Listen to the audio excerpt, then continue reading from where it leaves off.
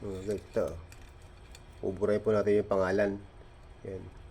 Tapalan na lang po natin para yan. Pilihan na lang po natin sa tapal para para maburay yung pangalan. At talaga po natin ang panibagong pangalan yan. Kaya ayaw na po ng may-ari na ganyan ang pangalan. Kaya buray na po natin.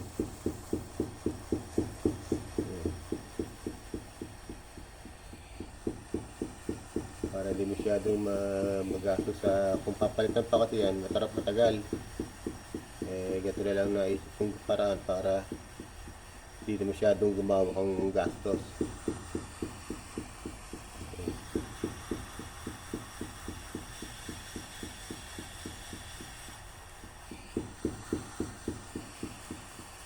Yung pinanghihinan ko po niyang ginturin po yan. Kaya hindi po iitim yan.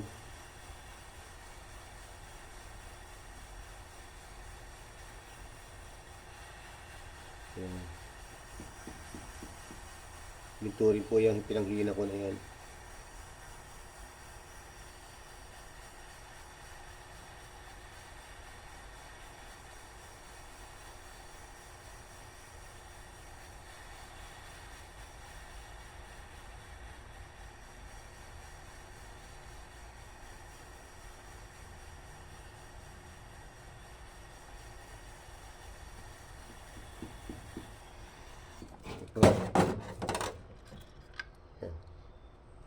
Kikilisin na lang po natin yan.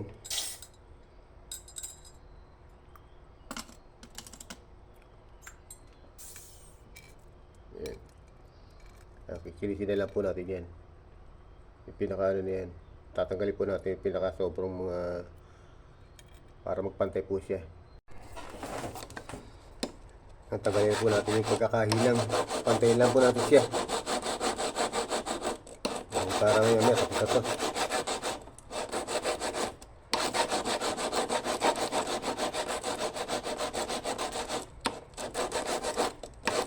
Ayan, konting kalugar lang po yan.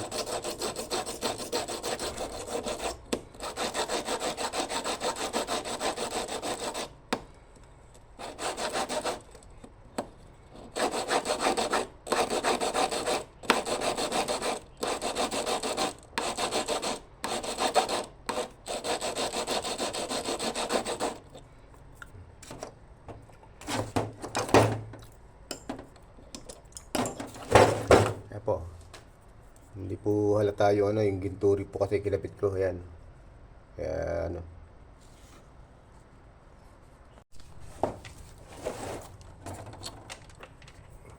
Nabubuhay lang po natin yung design na buray.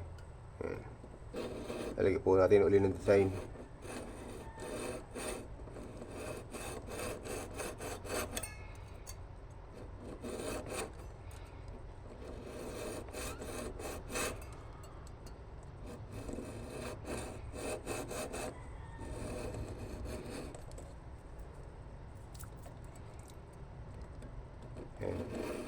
Pilete tawag niya, pilete. Kaya kailangan natin, hindi kasi may iwasan na tamaan ng kikil. Pero ang problema, madali naman pong lagyan po ng design uli yan.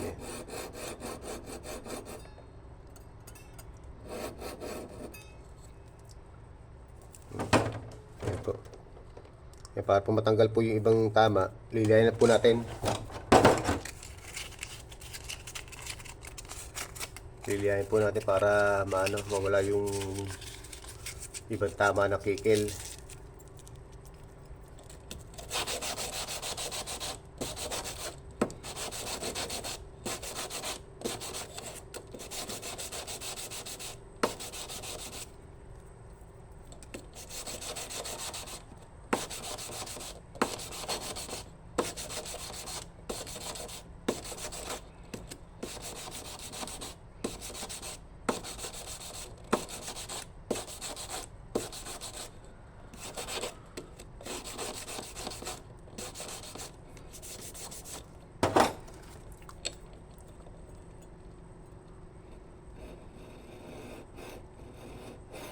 Yan, bubuhay lang po natin. Kaya tama po ng lihay.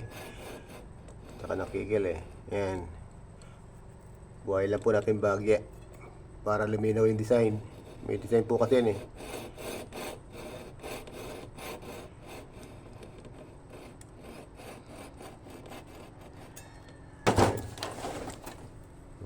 Okay na po.